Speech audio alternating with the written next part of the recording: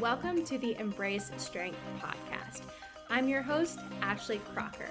I am an experienced trainer and active life professional. I work with people who are struggling with nagging pain to get back to the activities they love without fear of re-injury. This podcast is here to educate and provide value to you on all things health, fitness, staying active, and personal development. Let's dive in.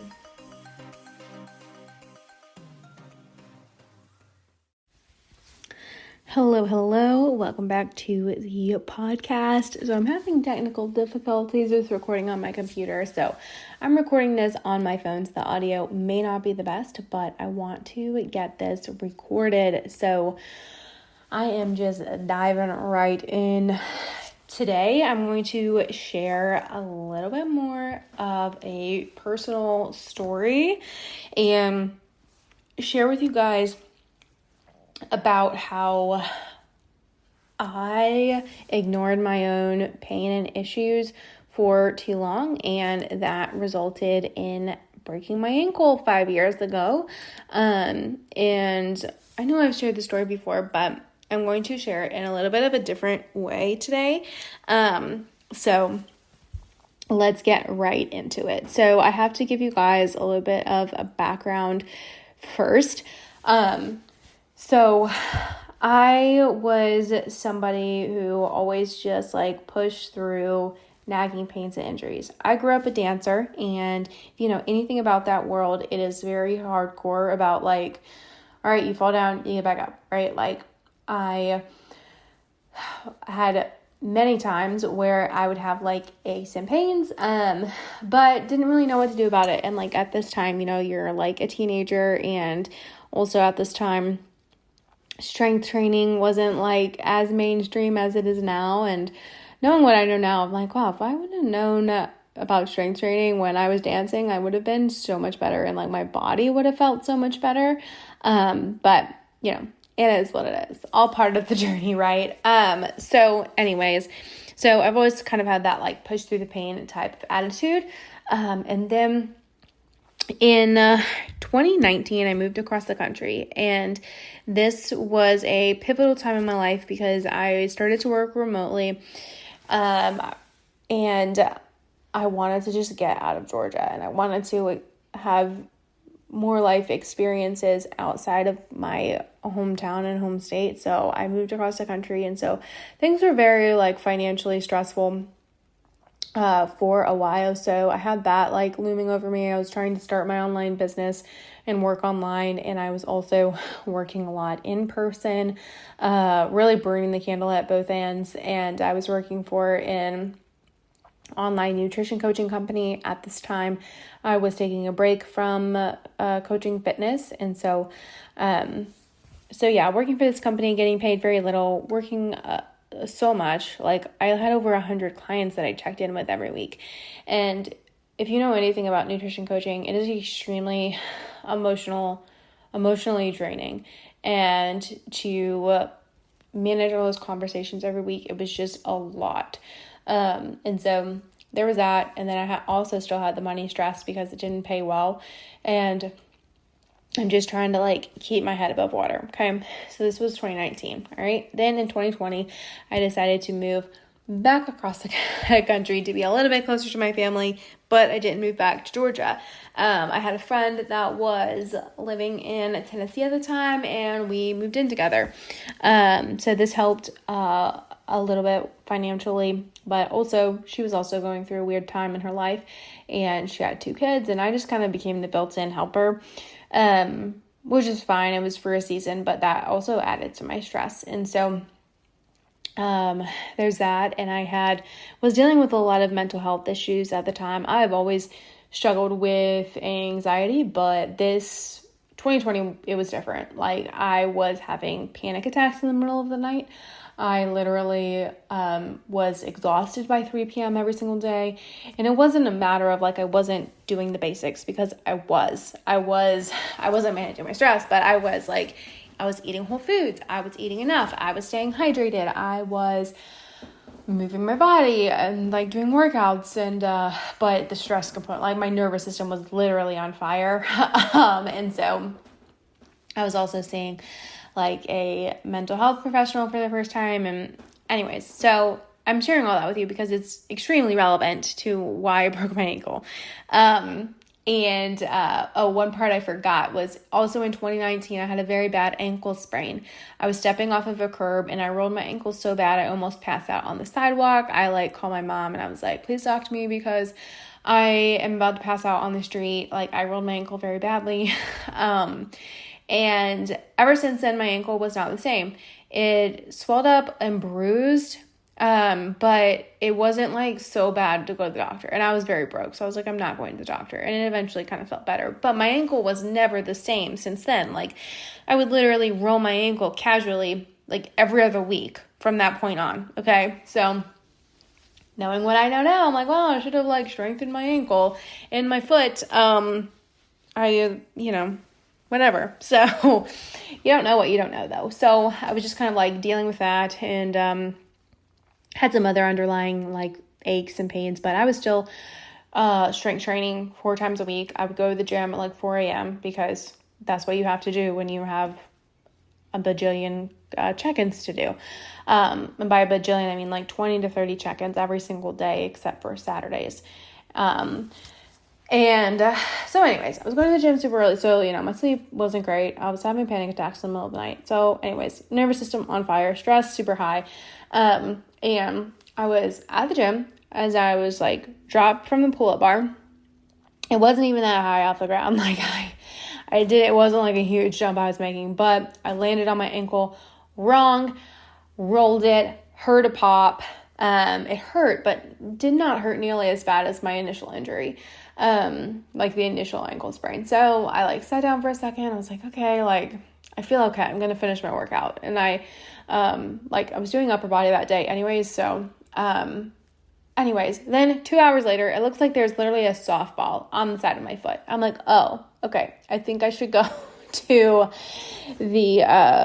to urgent care. So I go to urgent care and I'm literally like doing check-ins in the waiting room. Okay. Anyways, so they, do my, initial evaluation or whatever. They do x-rays and they're like, you just have a sprain. And I'm like, I have had lots of ankle sprains before. This is more than a sprain. And I had to like push to get an x-ray and, they got me an x-ray. I had a fracture in my talus. And there were also some bone fragments floating around on the inside of my ankle. And so they referred me to an ortho who referred me to get an MRI. So I get an MRI. I had a complete tear in my ATFL, which is a ligament on the outside of your ankle. That was that. And I got 2 surgeons' opinions. The first guy I did not go with. I ended up going with somebody who worked on athletes. And that was like really important to me. Somebody who worked on people who were active. Cause also at the time I'm like 26. And so it was like, okay, I'm young. I don't want this to continue to be an issue. So anyways, I ended up getting surgery and, the surgery was awful. The recovery from surgery, I guess I should say. It was very bad, in terms of it was very painful. I have never experienced that much pain in my life. Like once the nerve block wear off, like if you ever have a surgery, I've had a surgery, they give you a nerve block. So you literally can't feel shit, but then the nerve block wears off after 24 hours. And it literally felt like my ankle was on fire. And I was in a cast for 2 weeks. So, they have you wrapped up in shit, but it was so bad. And they gave me medicine, but I had to call in for another prescription because it was not working. I react weird to medicines and I always have. I have ADHD, so I feel like that does change my response to certain medications. So I had to get this other medication for pain because I was in excruciating pain. And so Anyways, and then another thing that was weird about it was like I could not like put my foot on the ground. Like when I had to go to the bathroom, like I had to have my mom like hold my foot off the ground because it was so painful. And I have these crutches and whatever. So anyways, so throughout those 2 weeks, I still did like upper body and core work, literally, just in my living room. But, yeah, it was just like, really for mental health reasons, could still continue to move my body in ways that I could. And then when, after the 2-week mark, you start going to physical therapy, they take off your cast, and then you're like, my calf atrophied so much during those 2 weeks. Like, it was crazy. It looked like an old person calf flopping around. It was like disgusting looking. I was like, what the hell happened to my calf? And I remember like my first physical therapy appointment, I could not believe how hard it was to even like move my toes. And like, that's another thing about, like having surgery is like, you literally have to build back that mind muscle connection to even like move your toes, which was insane. And so I think at that point is when I realized like, oh, this is going to be a lot worse recovery than I anticipated. Something that I wish my surgeon would have been more clear about with me, or like talking with me about like how my recovery was actually going to go. Like the real talk version, not the doctor speak version. Like, and so if you're listening to this and you've ever, or like if you are ever in that situation where it like surgery is on the table, you need to ask extensive questions about the recovery expectations in a realistic timeline, because the timeline has been so much longer than I ever thought.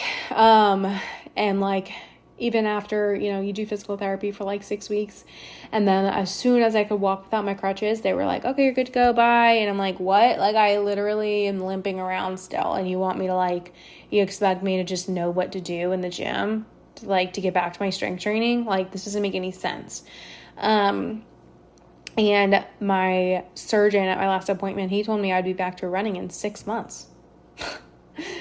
Which is hilarious because it is much longer than that, and I still haven't been able to build up a running base. But yeah, wild. So anyways, and then basically from, getting cleared from physical therapy was kind of like the catalyst to me really niching down and learning how to help people with injuries, because I was somebody who was like literally felt helpless after physical therapy, and like they were just like, you're good here, bye. Like, what? Like, and like regular trainers do not know how to deal with injuries. So anyways, I'm sharing all of this because what I want you to get out of it is like, if your body is giving you warning signs, and like, you need to listen before it becomes a way more serious issue. Here's what the warning signs look like. You consistently randomly sprain your ankle. You like kind of have this nagging back issue that won't go away. It's kind of just always been there, right? There are certain movements that you feel uncomfortable doing because it blows up your back or whatever. Or like, your shoulders kind of nagging every time you do overhead presses. When we have those nagging pains, it is our body speaking to us. It is saying like, hey, something doesn't feel right over here. Like, you need to pay attention to me. Same goes for like chronic tightness. If you're somebody whose hips always feel super tight, or your back is always super tight, those are warning signs from your body. Like, hey, pay more attention to me. Okay, like I feel like so many people do just ignore their warning sign, the body's warning signs, and then they're stuck in a situation where they like blow their meniscus or they have a bulging disc or, whatever. When in reality, if you would have actually listened to your body and addressed the issue, maybe you could have prevented that. And I know that humans are very stubborn and sometimes we have to learn things the hard way, but my hope for you with listening to this episode is for you to pay more attention to these like warning signs your body might be giving you. If you're like, hey, like my foot does tend to hurt after I run like 2 miles. Hey, that's something to look into, my advice, you need to listen to your body, because I look back at that time in my life and I'm like, I wish I would have listened to my body a little bit more.